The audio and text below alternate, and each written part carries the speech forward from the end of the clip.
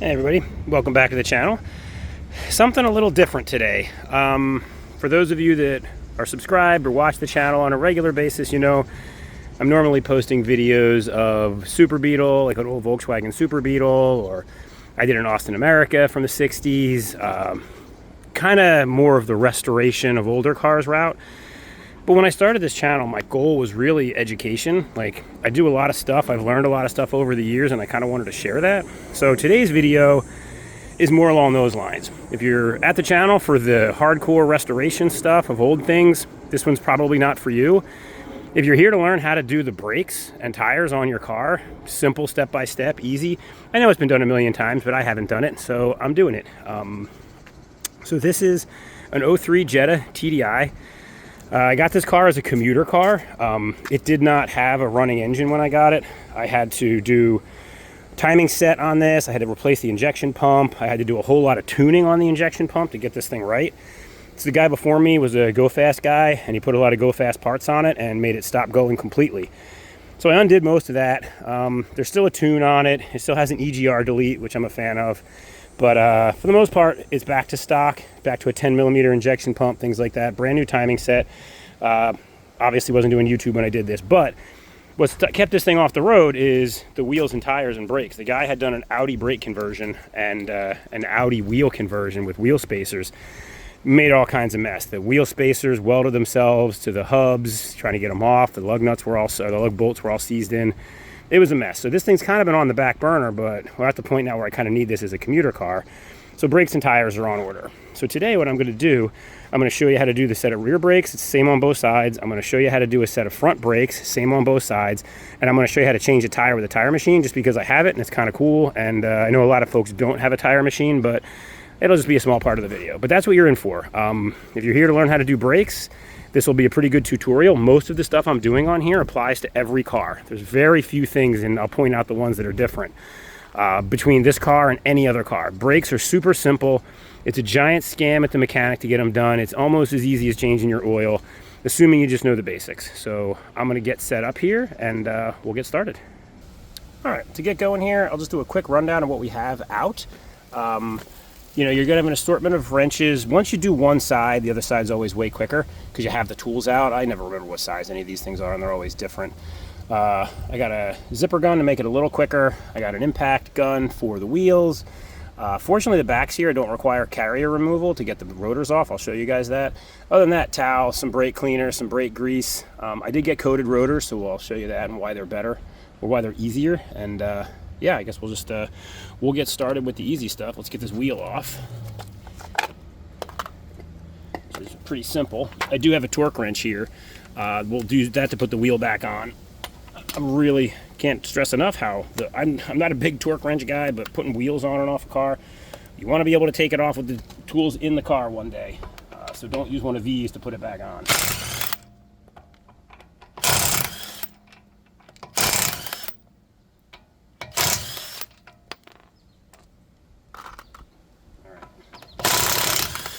That part, pretty straightforward. Righty tighty, lefty loosey, take it off.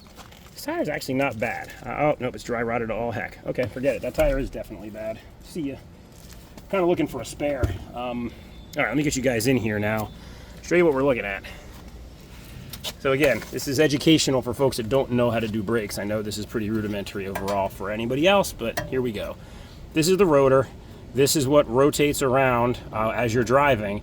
And this caliper here is just a pincher. It pinches the pads into both sides of this disc. That is how you stop. It's really just that simple. There's nothing else to it. This looks worse than it actually is. One of the things you want to feel for on these rotors, when they go bad, they get thin, they warp. And so like if you step on the brake and you feel shaking, if you feel that shaking when you're on the brake in the seat, it's probably in the back. If you feel it in the steering wheel, it's probably in the front wheels. So these rotors wear out, they get thin, they warp. You'll feel it here, you know, as I keep doing this, it's a habit. Like you'll feel it up here where the pads have eaten into it, but they don't eat at the very edge. So if there's a lip, you know it's worn. Other thing that usually happens with these when cars sit, or if it's a Ford, I mean, I'm a Ford fan, but man, they like to destroy rotors. These things, the pistons inside the caliper here will stick. So you step on the brake and it squeezes, you unstep on the brake and it doesn't release. So that's an issue. These slide pins here and on the bottom, and I'll show you guys those, They're what actually allow the caliper to move a little bit, to release and to clamp and kind of do its thing. They can also get frozen, which will lock this up. And then back here we've got the for the parking brake. Parking brake's handled a little differently on different cars. When they're like this and they're integrated into the caliper with this contraption, you have to put the piston back in a certain way, and I'll show you guys that. But for now, I'm going to take this bolt out, and there's one just like it on the bottom over here, and that's going to allow us to fold the caliper out of the way. So let me see if I can film how I'm going to do that. I already have the things out because I already did the other side, so I would have the tools ready, so you guys weren't watching me like, it's a 14, it's a 15, it's a this, it's a that. So we're just going to crack it loose. Hopefully we're going to crack it loose. Yep. These don't go real tight. Something else people think like, it's the brakes, everything's got to be super tight. These are literally just holding them onto those pins. They don't need to be crazy.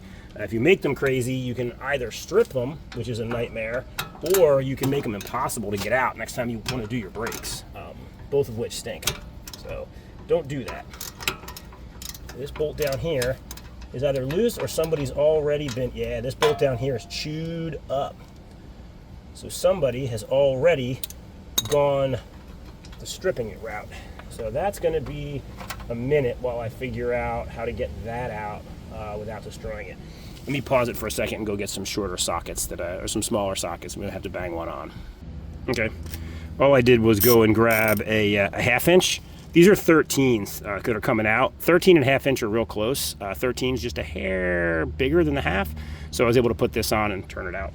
So just so you guys know, and what'll happen with these is, and I'll see if I can show you, there's a little nut here that you can actually, see how I can turn this pin now? On the bottom, and it's hard for me to show you, this is just turning. So I need to actually hold that with something while I turn that bottom nut out. So let me go get that nut out, and then we'll be right back, and we will show you pulling the caliper off. All right, here's a look at that nut, just so you can see it. I don't know if I can get the camera to focus on it. You can see these top corners are just rounded off just enough, and it's real shallow. I don't know why they're so shallow. Maybe there's a fitment issue, but that's why that was annoying. So now, assuming the parking brake isn't on, let me just double check. It is in fact on. Okay. Certainly gonna have a hard time with the parking brake on. So, yeah, you can see this turns good now. We should be able to pry this guy off of here, and I'll show you guys what's inside. So, let's find something to put in here and just kind of ease this guy off.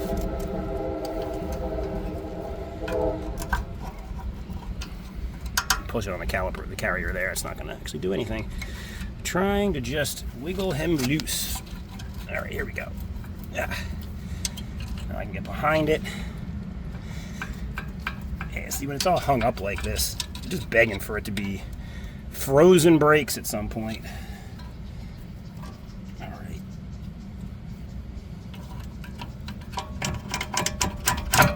There we go. Okay. So we got a couple things going on here now. Yep. So this is called the carrier. This is what carries the caliper. Oftentimes you have to unbolt these as well. It's a really big bolt back here. In this case, they're Allen keys. Fortunately, unless something changes, from the other side, I should be able to slide this out. I'll show you guys. Here are your pads. They ride one on either side, and they ride on these little pieces of metal. These little pieces of metal are replaceable, and they come with the kit. These brake pads are nearly new. Somebody did this, I don't know, not crazy long before this thing got parked. So we're going to take the other one out. The other one on the other side, the inner one, was really stuck. It appears to also be stuck on this side. I don't know why. It seemed like it was really just kind of, I don't know, just in there. And I'm not trying to save anything here, so I can just kind of pop it out. And you can see the round spot from where the piston pushes on it. So that's those. And then I was telling you, these guys here are replaceable. They kind of just pop off. And they're a wear item, and they came in the brake kit. And I'll show you guys when we put it back together. But getting everything off for now. Okay, everything there is off. So now we're left with a piston, and we're left with our carrier, and we're left with these pins that we'll need to grease. We're almost there. I mean, I know it seems ridiculous, but we're actually really close to being there on this thing. I have to get this guy out here, which is gonna, look at that, coming right out for us.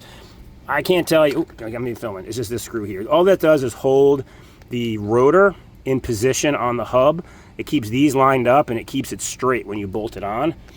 Don't be surprised if you do a brake job and this is either missing or it's just a stump because it came apart or it got seized in there and someone drilled it out. But now I should be able to just slide this guy out. Now you see, I mentioned oftentimes this carrier has to come out. This, for whatever reason, is super nice and you can kind of slide these in and out without taking the carrier off. I don't know if I've ever seen a car that worked like that before. Usually that does not happen. But that's our rotor, and even the backside is pretty nice. It's not really totally wore out. We could have, if I had a machine to cut these, I probably could have cut them. In here, just to orient yourself, this is your hub, and you can give this a turn. In the back here on a front-wheel drive car, the back is just a bearing. So if this is loose or wiggly, you need a hub, replace it. And this in here is your ABS sensor. So if this is real corroded or there's a lot of crap stuck to this, you're gonna wanna clean that. In our case, we're just gonna brake clean it just to get all that junk kind of off of it. And now we're on to the hub, the caliper itself. So in an effort to explain it, again, you've got a piston in here. You step on the brake in the car, it pushes a hydraulic cylinder called your master cylinder, which turns that motion into motion of this piston here. Now, in a normal car that does not have a parking brake attached, you can usually just push this in. Get a C-clamp, push it in. In our case, I can't do that because it has an integrated parking brake. And when you see the integrated parking brake and you see these little notches on here, that's your indicator that this needs to be turned to be pushed in. So you're gonna turn it as you install it. Now they make a tool. I have the set over here. This was very inexpensive on Amazon. It's a series of adapters that will touch that piston and allow you to turn it or to push it. A lot of different ways you can configure it. I've already configured the one we need for this car here so that I can show you guys how it goes in. This is something that people often make a mistake on, folks. You can't use a pair of needle nose. You can't use pliers. You can't use a clamp. If you do, you're gonna mess this thing up. I've never taken one apart to see what's inside, but I have seen the pistons and there is a spiral in them with pins. You break that and fracture it, this thing is ruined. So do it the right way. You can rent this tool from all the auto parts places. You don't have to buy it. I bought it because I want to say it was like $30 or something really inexpensive. And as many times as I'm doing brakes on stuff, felt worth it to me. So as you can see, I have to get this thing out a little more. I'm also not 1000% sure I have the right one. And I'll tell you why. I think they usually, on the Volkswagens, they turn clockwise or counterclockwise to put the piston in.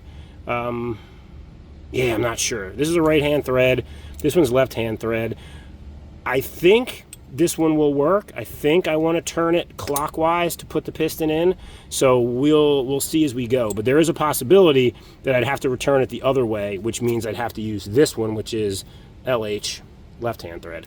So these little pins go into the holes on the piston, and then we're going to drive the thing inward. Now I have to get this, because the piston is out from being used on those brake pads and it's worn a bit, it doesn't fit perfect yet, so we have to keep adjusting it. So now I don't know if you can see it, that's locked in.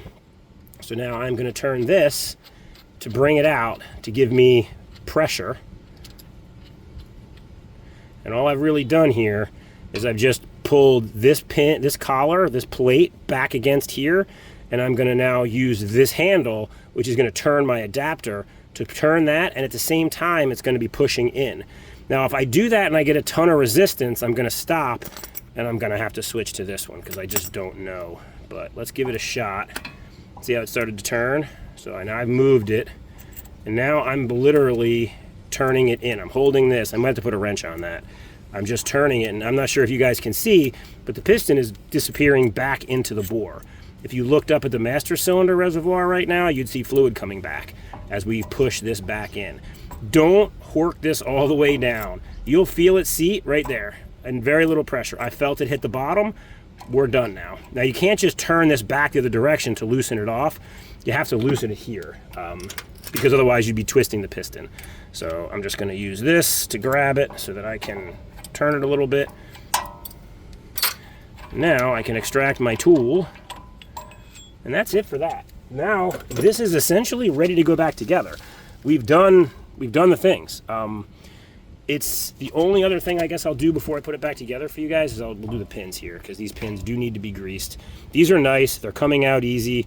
These are slightly different than the other. I gotta remember I'm zoomed here. These pins. This is what the caliper rides on. These are slightly different than the other side. These are stepped. That really doesn't mean anything or matter. Oh, there goes my paper towels. But I'm just going to clean it off. I'm going to give it a little bit of brake clean to get the old stuff off. And again, these have to slide free. That's really important. If these are not sliding free, your caliper will hang and you will end up cooking one pad, not the other, and have locked up brakes at some point. So I'm also using brake and caliper grease. This is what you use. This stuff is what you use for anything brake related. It's very high temp. And I'm just going to wad some onto here. Not a crazy amount because it's sealed on the back side, so if you put a ton in there, it won't actually let it seal. And then I'm just going to push it back in. Down here, same thing. Different pin. I don't know if you guys noticed, this one has no steps on it. Don't always love when that happens. But that's okay, because it fits and it works. So clean it, and then we're going to put a little bit of grease on it. Again, we're not trying to go nuts. And then we're going to push it back in. It's bore, making sure that the boot reseals. There's a lip the boot seals into. So our caliper is cleaned up. I'm going to just spray this all down. Make sure everything's clean. The surfaces that the the pads ride on being of particular importance. And these here, where we're going to put those, there's a spider, where we're going to put those wear pieces of metal I showed you guys earlier. But that is essentially it for getting ready to return all of this stuff back in. So next step up, pretty simple step. I mentioned this is the brakes. I mentioned that there are new of those wear slide piece things, whatever you want to call them. They just kind of push on. There's no trick to these. You know, there's a little bit of a, I want to call it like a catch in here that will grab the metal inside there. I usually just try to put a screwdriver in there to make sure that they're in good. And the trick here that's important is to make sure they're seated down all the way on the actual carrier. If they're not, you're going to have a heck of a time trying to get your pads in. So that's in there. We're going to put the upper one on. Same thing, just gonna kind of get it into its home. Make sure that it is seated. I don't know if you guys heard that, it clicked in. Over here. Yeah, all right, it's touching up against it, Okay, so those are on there. I like to put a little dab of grease on these wear pads. Just that way that the pads themselves have something to ride on that is not metal on metal. You know, you got to be careful. You use too much grease in here and it turns into a gigantic mess that you don't want to deal with. So we're basically ready to go back together. We need to install the new pads. I'm going to install the rear pad before I put the rotor on, only because it's just easier to kind of get it into its home. Last time I did this on the other side, I had a kind of a hard time getting it to seat, but we'll see. You know what, maybe what we'll do, because again, this is just, reassembly is the reverse of installation. There's no magic or tricks here or anything.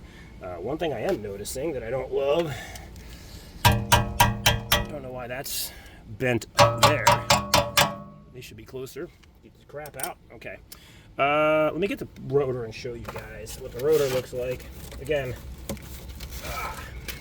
your mileage may vary a little bit on the rotors. I got coated rotors. Now, typically when you buy a rotor, it comes with protection on it I'm just tearing the bag open. It comes with protection on it so that it doesn't rust, and that's usually in the form of oil. That oil has to be cleaned off with brake parts cleaner. Don't use carb cleaner, it leaves a residue. Use brake parts cleaner. These are coated rotors. It says coated right on them. You can kind of feel and see that they're painted with something. You don't have to clean these. These go right on, and they will actually make sure that the only place that gets exposed metal is the place your pads are riding, and it stops these things from rusting. So I'm going to line our hole up with the hole here. I'm just going to put this on, and then we'll worry about putting the pads in. That way we're a little bit cleaner for how you do this on a normal car. And I'm going to put this screw back in. And like I said, that screw's only purpose, it does not have to be crazy tight. It's held in by the wheel. That screw's purpose is just to hold the rotor in the correct orientation. I'm doing a little spin here to look for run out, and what I'm noticing is I have a little bit of run out here. This isn't exactly seated all the way. I don't know if you guys heard that.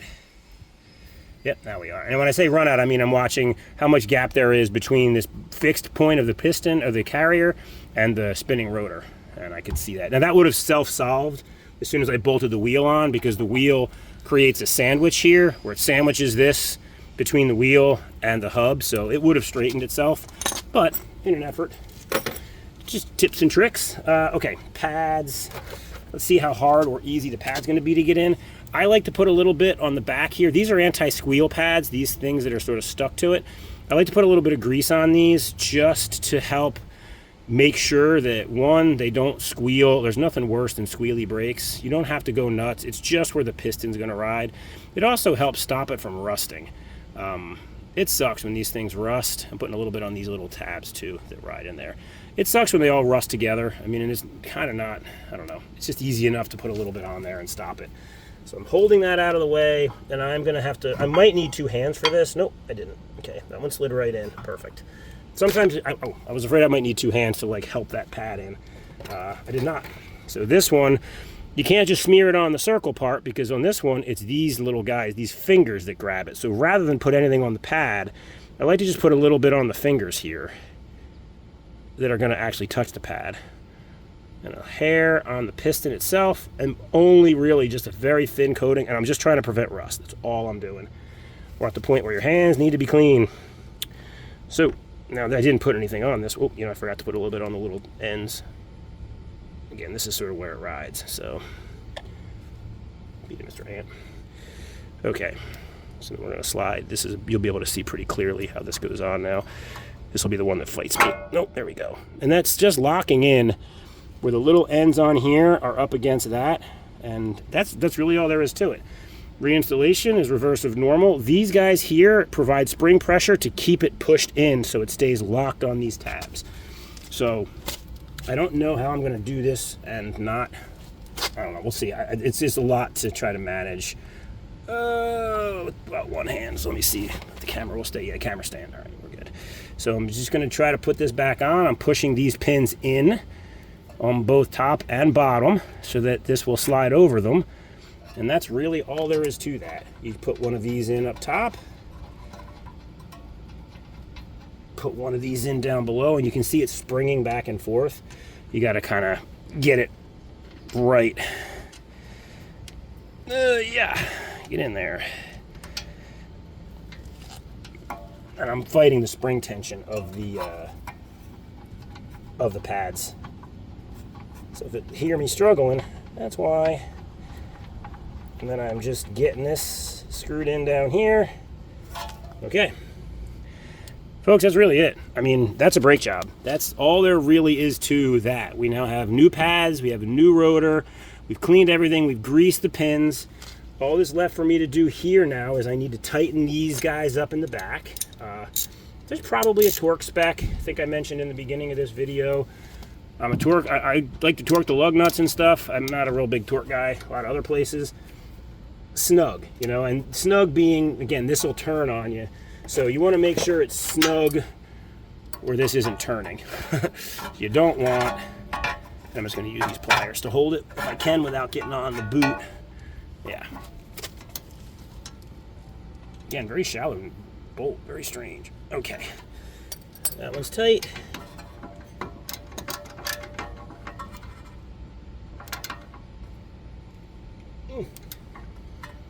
I think the spec for these typically, oh, I forgot this one is stripped. I think the spec typically for these is like 30 foot-pounds or so. There we go. Okay, so old hardware, old pads, go with in box with old garbage. Okay, let me back you guys up.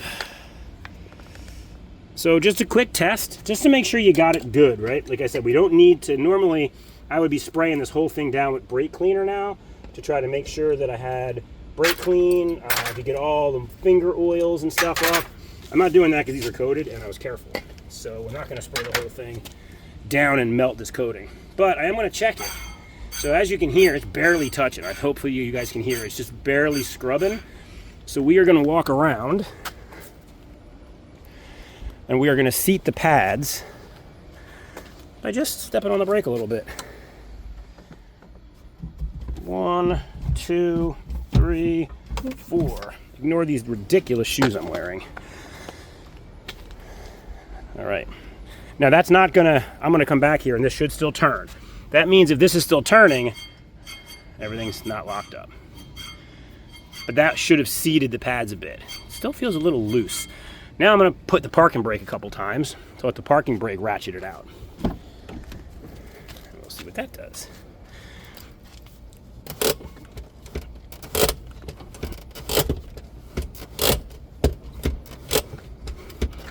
It's starting to get lower. I don't know if you guys can tell. It's getting harder for me to pull up. That's an adjustment. Like that's kind of how the brakes will wear and adjust. There we go. I don't know if you can hear it now. The pads are touching, but they're not locking. So I'm gonna pull the brake on. Just make sure. Back to 4 clicks where it should be. And yeah, okay, it's locked in. So that's it for the rear brakes. It's the same thing other side. I'm gonna do the front brakes. But first I'm gonna go put a tire on so you guys can see a tire. So we'll put that in the middle. So let me get this wheel back. Actually, you know what? I don't have to do anything. We can just go right in the back and do the tire. Okay, I'm gonna pause it and we'll set up in there for the tire. Alrighty, tire change. Now I'm gonna preface this part of the video by saying if you wanna just see the front brakes, go to the end. I might actually just put this at the end so people can just bail out if they don't wanna do this. This is because I have a tire machine. It's very different than if you're gonna do this on your own. I mean, you might not even do it on your own. You can do it with spoons. These are tire spoons. It's like a series of what they look like, spoons. If you have real soft tires, they're small enough, you can do that. It sucks. I wouldn't. I would just take them to Mavis or something and have them do it for me. But I like doing this for a couple reasons. First, it gives me a chance to evaluate the bead. I've had a lot of these aluminum magnesium alloy rims that they have a crappy bead surface and they leak out of the bead after you get them back and you're chasing it forever. I also just kind of, because I have the machine, I usually balance with beads. I don't do weights. Used to do weights. This is a machine to do it with weights. Yeah, weights suck. I mean, especially on these kinds of wheels, it's hard to get them to stick right unless you have the right weight. And I have lots of weights, but doing beads, they're dynamically balancing that way. I'll explain that as I go. The first step is to get the air out of the tire so that we can work on it, which is really just a matter of this valve stem here. Basic valve stem tool. Nothing tricky. You can get these everywhere. And it just kind of goes in there, grabs the valve stem, and you unscrew it. That is the valve stem that holds all the air in, and it has a little pushy top so that you can push air in and out. So while that's coming off, I'm going to use, these are weight pliers. They have the little ripper on the back to take them off. I'm going to take this weight off because we are not going to be doing weights anymore. Alright, so that's back in. You could hear the air is out of it. Well, you could also hear it didn't seem like it had a whole lot of air in it. Got a weight down there we still got to get. Right here. Yeah, they're barely on there. Hey, we're begging to fall off. Okay. So, for a machine like this, doing tires is super easy. It's called a rim clamp. And that's what these 4 guys do, is they fly out when I hit the trigger and they grab the inside of the rim here. So, lay it up here. Get it more or less centered. And then there's these 3 pedals. Clamp, smusher for the bead, and rotator. Again, ignore my terrible shoes. Okay, so that's locked in now. I'm realizing I did not actually crush the bead first. So we're going to undo it. Got ahead of myself. So let me put you guys back down. One of the things that makes doing tires kind of tough is breaking the bead. The bead is, you know, basically this edge where it seats against the rim. There's a reinforced cord in there. It's designed to fit very tight to keep the air in. So the way you do that with this machine is this thing will come in and knock the bead off the rim. It's hydraulic, it's got a ram there, so you just kind of put it up against it. My little tire tool is in the way. Put it up against here. You put this so that it's kind of close to the rim edge, so you're putting all the force where you want it, and you pull that piston in, and it pops it off. Anybody who's tried to do tires before realizes just how awesome being able to do this with a machine is. This is what stopped most people from doing their own tires, is the bead breaking. The spoons are great for getting the tire on and off, but I've seen guys use high lift jacks on their bumpers of their cars to push down and pop these off. That one was a little more stuff, but this hydraulics make it, and this is just air hydraulics. There's no oil on this machine. In fact, for anybody who's interested, this is a Coates machine. It's a 5030. I got this for $400 off a marketplace. Did not spend a lot of money on this. You can get these really cheap. The only thing wrong was it was the air box there. There's like an oiler in there for the air. That was broken and leaking. And it was a million pieces in a guy's barn, so I had to put it back together. So back to what I was doing before. Now the bead's off all the way around. I can clamp it in. And now you got to adjust the duck. And it's called the duck because that looks like a duck's bill. Nicer machines have a nylon one of these, so it's not going to rip up the tire. I just try to be real careful and set it so that it doesn't touch it. Like right now it's pushed all the way down on it. If I were to run this around, it would scratch the heck out of it. So I just raise it up a little bit and then lock it in place.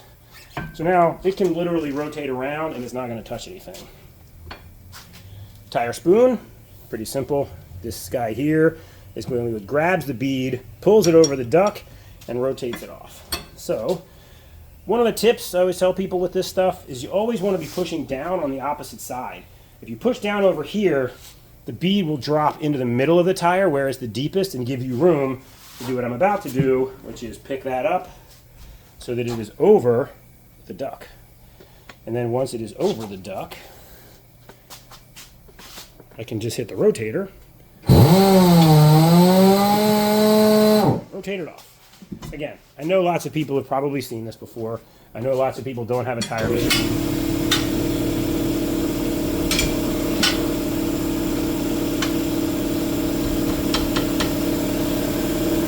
You can hear the compressor now, sorry. What I did there is you have to get it so that it's grabbing the bottom bead and picks the bottom bead up over the duck. And then rotate again. That, my friends, is tire removal. You do this, that pops up. One piece of crap tiger paw out of the way.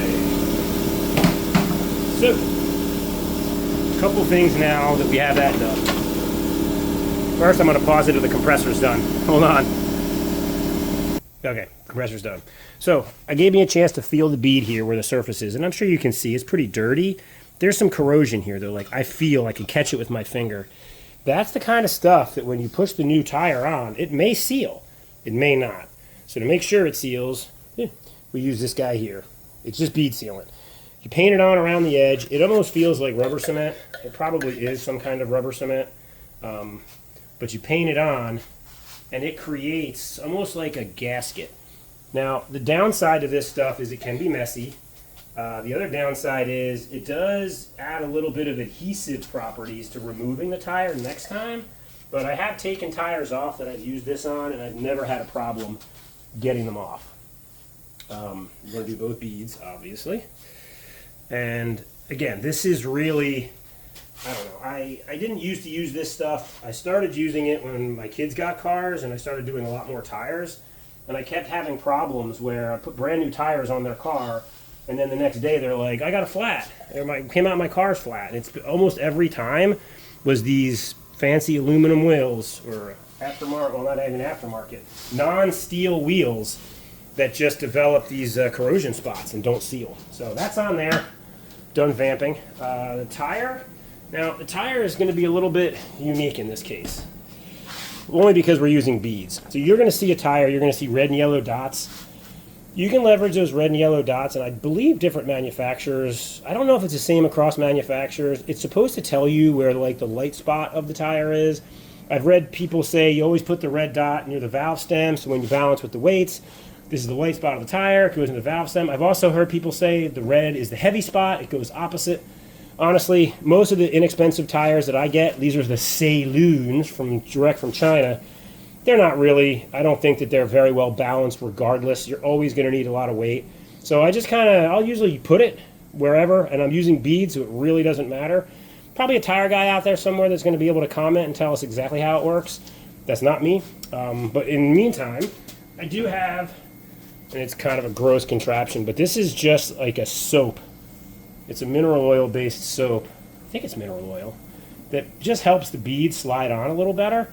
I'm not putting it on here because I want this to seal against the stuff I just put on for sealing the bead, but I am putting it on the thicker part that has to go down into that spot. I'm going to put these on the back, and I'm going to put them by the valve stem. Installation. I've had these sometimes on these smaller cars where you can just like push these on.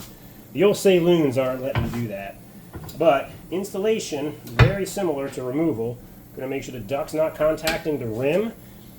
In theory, you want the duct's head under when you're putting it on, and then it's over on the duct's tail. You can try, you can fight with it, it'll go. I'm just going to put it like that for now and start to turn it. And you see it's starting to grab and do the right thing. So I did it in such a way that I could do both beads at once. I should have probably told you guys do the bottom bead first and the upper bead. The reason I do it that way is because it's convenient usually, and when I'm doing beads, I guess I should explain the beads. The beads come in bags that you can just throw in here, and they're normally in there. I don't have bags for the beads this time, I just have them in a container. You do it by weight. There's a couple manufacturers for these beads. I believe they're glass. They're very small. They're extremely round, and if you get them on the floor and you step on them, you will fall. They are crazy round, and they do not just disappear. They don't just biodegrade. Don't spill them. The other thing you don't want to do is get these beads on that sticky crap we just put all over the place. So that's why I have the tube. Finally, the amount of beads you need is usually dependent on the size of the tire. The manufacturers for the beads have a chart. They will tell you how much you need for it. It'll 4 ounces, 2 ounces, whatever. It'll tell you what you need. And then they come in a little bag that degrades when it bangs around on the tire, so you just throw the bag in and it keeps it real neat. In my case, I'm going to be putting about half of this in, maybe a little less than half, directly into the tire. And I'm just going to use this tube to make sure I don't get it everywhere on that glue that I just put in there, basically. So we're just going to squeeze this until we get about half of it in. Nothing worse than doing this and then having it not be actually round. I'm stuck. I'm clogged. Like when you do this and you have, let's say it's not enough weight, right? Like you should have put more in. It's awful to then try to take all this out and get more weight in. You can thread them through the valve stems if you don't have a TPS system on your car. This does not have a TPS on it. I could, in theory, put these in through the valve stem, but it's a terrible process. I wouldn't recommend it to anyone. Got some out. All right, so we got about that much in. Should be good. And you see I spilled some, or maybe you can't see. Get them off the bead. Get them back into the tire. They will hold things off and create a leak. So, all right, that's in. They're in. Pretty sure that's enough weight. Let's see. Do I have enough in there? It's filled up to there. Yeah, that should be enough weight. We'll just do a little bit more just because I'd rather have too much than not enough. Too much hurts nothing. Not enough, no balance. Or less balance. And this is a rear tire, so it matters just a little bit less. But okay. Now I feel better. So now I'm going to do the same thing I was doing a minute ago, below and above. Rotate it around.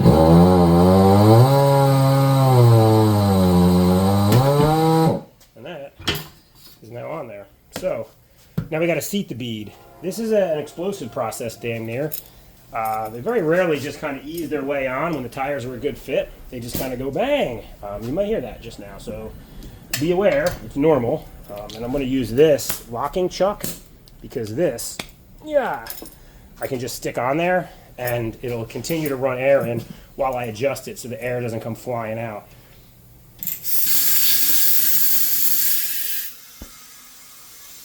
And now we wait for the bangs. There should be two.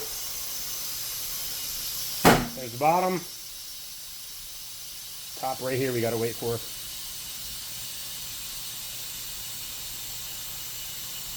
Oh, there we go. All right.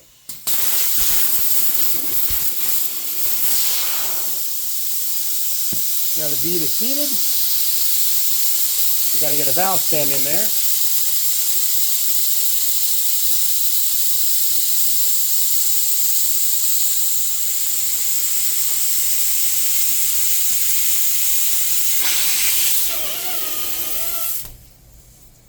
Installation is reverse of normal for that. Okay, now we got a valve stem.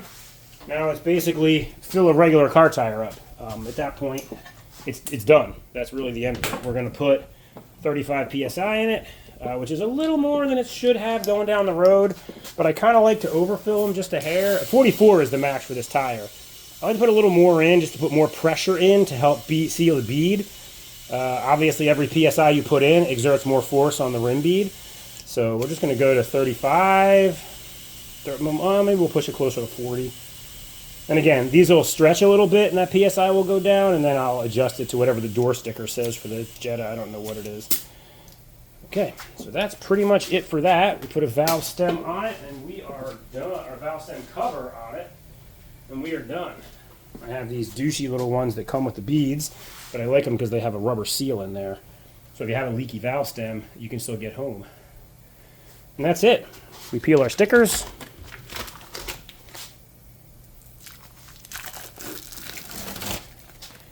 And we reinstall on the car. Okay, so that's it. That's the tire. That's the rear brake. I'm going to go film up front brake now, and we'll kind of get this video posted. All right, back out on the rear here, just real quick. Put the tire back on. I'm calling this out just because I feel like it's worth it. I've learned it over the years. It's totally worth the time. Use a torque wrench to put your lug nuts back on, or use the tool that came with the car. I say that because if you use this is going to put them on tight enough that you will not get them off on the side of the road with the tools that are in the car. So if you don't carry one of these with you, use one of these to put them to about 100 foot-pounds, and then pretty much anybody can put the junky little lug wrench that comes with the car on one of these and stomp it off with their foot. Another pro tip that people always forget, I don't think I mentioned it at the beginning of the video, don't jack the car up until you broke these free. You need the weight of the car on this to hold it so that you can actually have enough torque to turn them off. I didn't need to do it because I used this to remove them, but if you're doing this with hand tools, make sure you loosen them, then jack it up, then you can take them the rest of the way off. And when you put them on, same deal. Let this down and then actually use the torque wrench on them. This one's set to 100 foot-pounds. Pretty simple. Just gonna put it on and go until it clicks. Star pattern. I know this is educational. I don't want to forget the easy stuff. Always do a star pattern for this.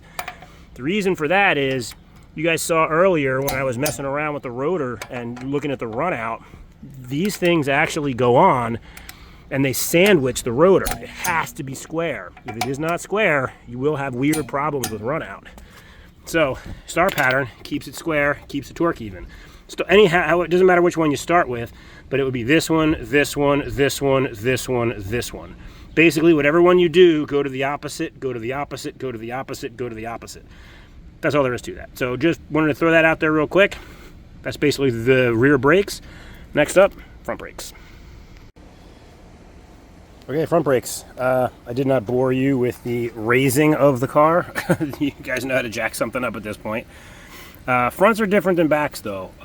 In this car in particular, just because it's got an Audi brake conversion on it, basically the same as the VR6 or the 1.8T, like GTI. They use the larger, I think it's 288 millimeter diameter rotor, as opposed to the smaller one, like a 280. I forget. Doesn't matter. This is a rudimentary brake job, right? So the way these come apart's a little bit different, but it's conceptually exactly the same. You've got pins here and here. They're, in this case, they're behind these rubber caps, which I'll show you, but it's an Allen key behind the rubber cap. And on this one, we do have to remove the caliper carrier because we can't get the disc off without it. Added little wrinkle to this one is, remember that screw I told you guys about? It's oftentimes missing or destroyed or whatever. It is on this one, and you can see how this is now going to be very difficult to center up to put the wheel back on. So, I mean, in a perfect world, I replaced this hub, and I mean, this car is it's got a lot of miles on it. I think the car has 310,000 on it. The motor is supposedly somewhere less than that, but no way to know for sure. So I'm gonna get to taking this apart. You guys can watch, follow along, and we'll put it back together, and then, you know, that should be that should wrap it up. So let me get, that doesn't look too tight. Let me get these set up in the tripod here. Okay, so you're gonna notice a few things different. One thing I will also point out, I've turned the wheel all the way, basically turn the wheel towards the side you're working on. It makes this face you, so getting some of these really heavy duty bolts out that are in the back for the carrier, you're not in the wheel well, you're facing out, so you can get tools on them. So step one is we are going to pop these little dust caps off of here. They don't, again, manufacturers will do this a little bit different. These are the way that the Volkswagen Audi ones are, and it's an Allen key. That Allen key can be a little bit problematic if people before you have tried to do it the wrong way. You know, it's just a basic Allen. It's a 7 millimeter for this car, but if somebody's gotten in here and tried to do this wrong way with the wrong tool, you could end up having a hard time here. These are, because they're captured in there, they are actually a lot of turns, yeah, to get them free. So just to speed the process up, I do have Mr. Zipper here just to get these out nice and quick. And these have to be greased, so you can see, you know, they have grease on them. So we'll put those back in with grease when we get to that point. I'm going to just grab this guy and take him out. Yeah, of course he's full of crap and I can't. Yeah, there we go. This way we can clean these off, put better grease on them. Yeah, that's should have us to the point where we can remove the caliper itself. Oh, real quick in the front, just to show you, there's this, I don't want to call it a contraption. It's just a spring that helps hold space. See, it goes on the front here, and it just helps hold this in so that this all stays nice and together. Goes out on the front here and ties into this. So when you're taking it off, make sure you know how that goes back together. So we're just going to pop these off. The kit comes with a new one of these, but they're essentially, that's really all it does. I don't know if you notice how this loosened up when I took that off. So we are going to now extract the caliper. This one, as you can see, this side, and I did the other side without you guys because it's the same, but the only difference this side has is there is a wear sensor in here. So let me get this. Oh, something else. Don't hang these by these rubber lines. Always support it on something. I'll just tuck it in somewhere so that it's hanging out of the way. But you don't want to hang them by that. So this wire here, there's a light on the dash. Lots of cars have these. There's a light on the dash that's waiting for a ground signal to light up. This is grounded. This whole thing is grounded. The sensor is inside here, and I can't take it out because it's integrated. Some cars, like Mercedes, you can spike these in and take them out. I think BMW does it that way too. These are integrated. As this pad wears away, you expose the sensor, and then as soon as you wear away the surface of the plastic insulator, it touches the rotor, it creates a circuit, then you get your brake light turns on in the car.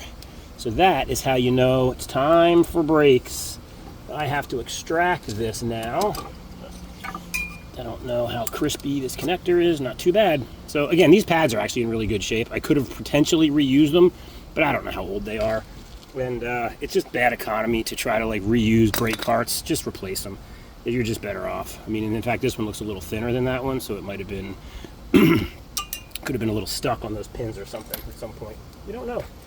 Next up, we got to pull this caliper carrier off. This is going to be real tight. They have to be real tight, or the brakes could, fall off in a bad way. So I don't know if I'll be able to do this by hand. I may have to get a breaker bar out here. We'll see if I can get it to come loose. I cannot, so I'm going to get a breaker bar. I'll be right back. All right, we got a real long breaker bar. Hopefully that's enough. This thing is pretty tight. Probably tighter than it needs to be to do the job, but that's where we're at. So now I have more leverage. There goes that one. Okay, and now can we get this one? Oh, man. I don't know if you guys heard that break free, but holy. Okay, so breaker bar was needed. Breaker bar was used. Now we can just use the regular wrench on them. And all we're doing here is removing this carrier. Made more difficult by shenanigans, but basic concept, just like the other side on the front. Now again, in the back, we did not have to do this because we were able to slip the rotor out without having to take it off. As you can see, that's way more convenient if you can make that happen.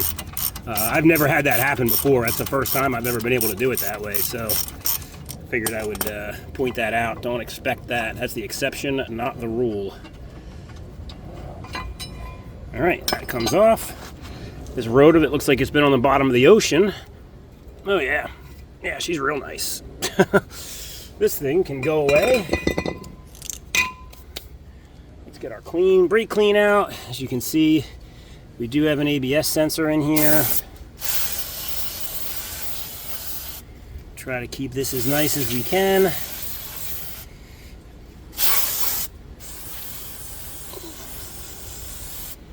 Okay, so let me grab the new rotor, which is not coated. I think I mentioned to you guys before, I got a coated rotor for the rear, so I did not have to clean the rotor off from its preservative. In this case, we are going to have to clean the rotor off. I don't know if you can see, but the bag's super oily. That's because there is a ton of oil, basically keeping this from rusting. So, what we do is we get a nice clean paper towel, and brake clean. Again, brake clean. Don't use carb cleaner for this. Could use acetone if you wanted. Now, there's a disappointing defect on this rotor. Don't see me being able to do too much about that, but I might have to get like the grinding wheel and hit that. That's going to tear into the pad almost assuredly. That's what you get when you shop bargain, folks. These are dynamic friction, I think. Nope, they are DFC premium rotor, whatever that means. It's Rock Auto. I don't necessarily blame Rock Auto, but you guys can see what I'm looking at here. This little guy here, that's raised. I can feel that. I am going to actually go get my grinder and just knock that down. Otherwise, that's going to eat into the pad and tear a groove in the pad. 1 second. All right, I ran back there, just grabbed the grinder and hit it a little bit, and it flew off. So it was just kind of surface welded to this thing. Something from the manufacturing process for sure, but that looks good as new now. If I don't do that, that piece of metal almost assuredly gets embedded in the pad, and that's a bad time waiting to happen. So we're going to slide this one on. Now again, here's the screw hole that would have held the rotor on nice for us to do this the good way. As you can see, it's already got a screw occupying it. So we're going to put this on knowing full well that ain't going to line up. I mean, I am going to have a real fun time when I go to put this all back together. What I might do for now to center everything up, see if I can get one of these guys in there to help hold it in. I don't know. I don't think it'll go through far enough. Again, this is so much better if you just have the the right little capture pin. I don't know if this will go through into something it shouldn't. It feels like it will, but it's holding good enough. So I'll put this one on too.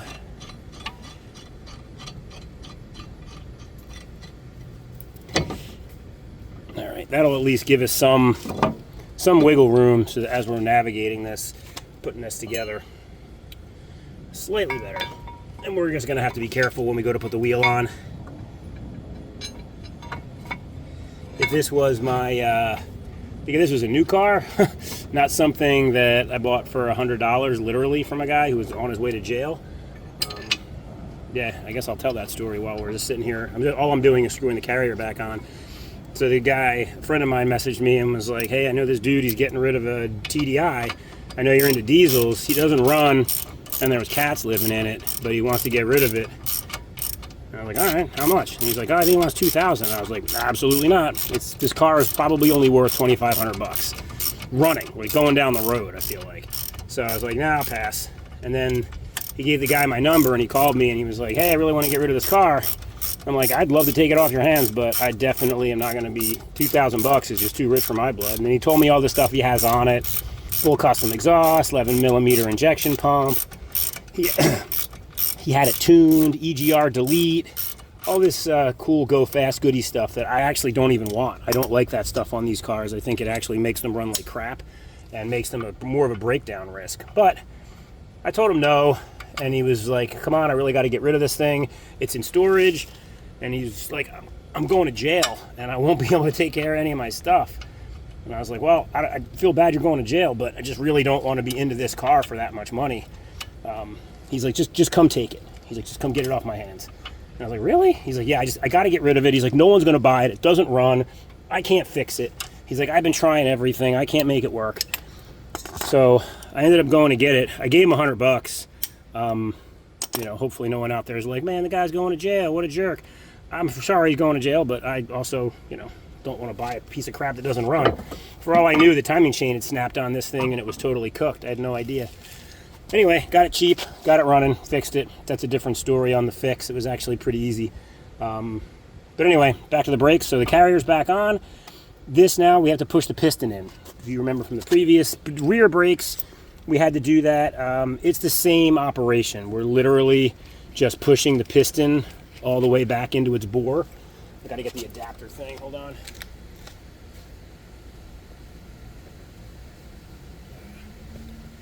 This one does not turn, so you just need like a spacer that sits in the hole, and then you put this together literally the exact same way. It's the exact same thing, except instead of needing it to twist as it turns, we just need it to turn. We're just gonna push it right in. I didn't realize my arm is in the way. I will fix that for you guys in a moment. Okay. So, what you see here is we are just now putting some tension on it, and then we just turn it in. And again, go slow with this. You'll feel it start to move. There it goes. It's starting to go in. If this is really hard to do, if it's hanging up, your piston and your caliper is frozen, and you probably need to investigate why that is. All right, that's bottomed out. Again, you don't want to go too hard. It turns bad real fast if you jam them. So that one is not jammed. Piston is back in. We are going to apply a smidgen of grease to this, just so that it stops rusting. It's rusting pretty good, as you guys can see. And I don't want it to turn into a rusty mess. Like the other one, we're going to put a little bit back here on those surfaces. This thing's a little bit different in the way it goes together, which I'll show you. We also need to clean off our slide pins. These guys need to be cleaned and then greased. That one's good. That one's good. Oh, they're nice and shiny. The kit doesn't come with these, but it does come with new caps. Okay, so we got to put pads on. So let's grab the pads, and these pads are slightly different than the rears, you'll notice. A, they're a lot bigger. That's one thing. B, one of them has a wire in it, which I showed you why already. And C, it's got this little sticky thing on this side that sticks to there.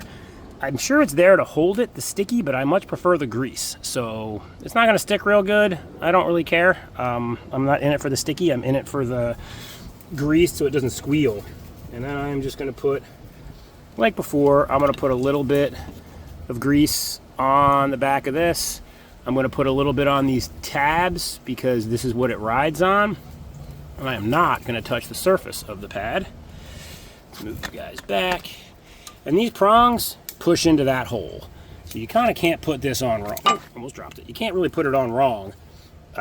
It just goes in here and you push it in. And that's pretty much it. It just kind of snaps in like that. Okay, so let's keep our surfaces clean. Now we've got the front pad. Like I said, it's got this sticky stuff on it. I'm gonna peel the paper so the paper doesn't catch fire because I don't know if how hot this will get. And then we are gonna put it, oh, let's grease it up a little bit. We're just gonna grease the ends a hair. That's more than a hair, but that's what we got. Everybody's got their own way they like to diaper this baby in terms of what they put on here. Ooh, I almost put the greasy side in the wrong spot. Okay, now we put this in here like this, and it will hang out there.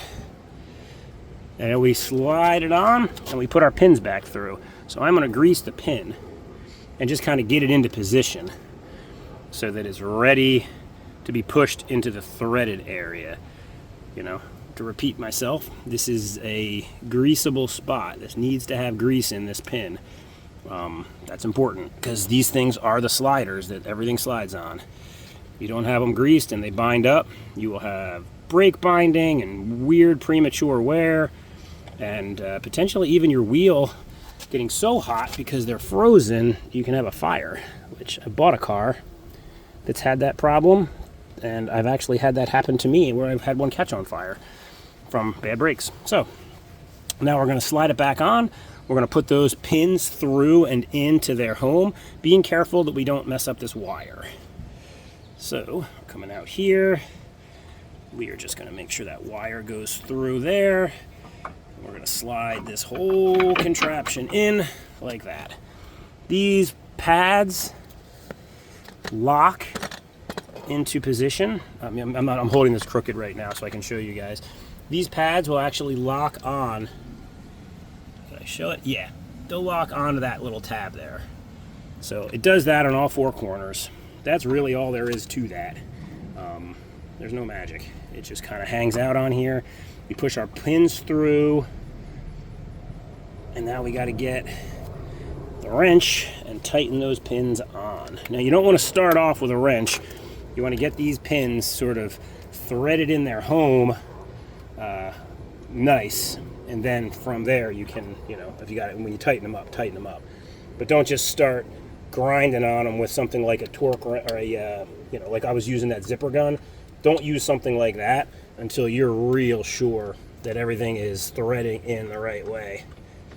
And you'll know because they'll start to grab, like those, you'll start to see the pin disappear in as it's grabbing. It's like I'm losing sight of the pin now.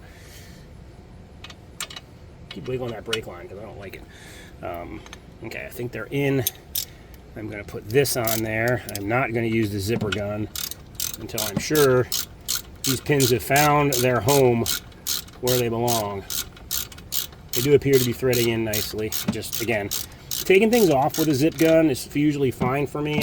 Putting things back together, I rarely use it unless I'm trying to save time, just to get something close, because you don't know how much torque it's doing. It could be way too much, it could be way too little. So these do not have to be crazy tight. They are Allen key. You will destroy them, and then you'll hate yourself. Okay. So now we have to install, and I'm going to turn this around. Let me plug the wire in. So same as installation is the reverse of removal. I just have to get this wire into here with one hand, which is not an easy task, especially since it's my left hand and I am not a lefty. Come on. There we go. And that locks in. There. And that this bracket's a drop bracket for the drop spindles that are on this, just kind of holds it down by the caliper. Okay, so we're together. We've got our grease on. Everybody seems to be happy. One more squirt of brake clean in on the pads. One more blast of brake clean out here. Let's run that through. Yeah, see, we got a little bit of schmutz. So we're going to put a little bit of brake clean on that and run it through. Pick up that crap. Perfect. Okay. So now we need to install that funky spring I showed you guys. That should be in the hardware bag if I could find that. Wait, there we go. This one comes with hardware. Hardware being replacement of those rubber snubber things and then replacement caps for those rubber snubbers that the pins go in. These are fine. I don't need. I'll save this just in case, but I don't need it. In fact, I'm going to put those caps that I have back in the hole. You do need to have a cap on that because you saw it. There's grease in there. And now I'm going to turn the wheel back so we can work on the front face. It will be easier.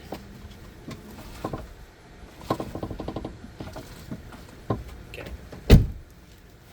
So we have our new little piece here, and I'll fight with this. This won't go on easy. They never do. But it goes in front here. It goes in front over here. And then this needs to come back and get into that hole.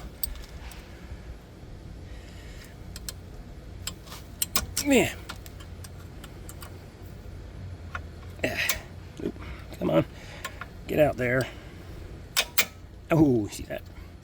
Got that side on and then pop this one off. Might have to go back to use the factory one. Nope, I think we're good. Just doesn't seem like it grabs real nice like the other one did. Yeah, see, I don't like the way that one just keeps popping off when I get it close. Let's see what the other one does, the original. It just has broader contact surface here for this part, you know? But let's see. Let's put it on and see what it does. Just because you got new hardware doesn't mean you got good hardware. Yeah, see that it's a much flatter grab here for the whole thing. So yeah, we're gonna leave the factory one on there. Thanks for nothing, cheapo brake pad parts. Wish I could say I'm surprised. I'm not. And now all that's left is to get the wheel on, and I am going to go and pinch this a little bit. Hopefully that's gonna clamp this and hold it better. You guys might see it move, I don't know. So we gotta pump it up a little bit.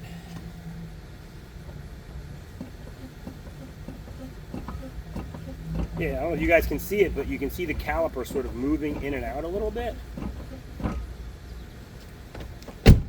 All that really does just pulls everything together. Yeah, see, that's holding on there good now. So that'll be fine to put back on. And if we go to turn this, you know, it turns nice. You go step on that again and just crunch it in. That, my friend, will be a brake job.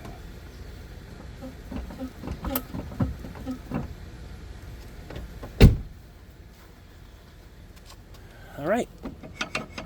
That's pretty much all there is to it, folks.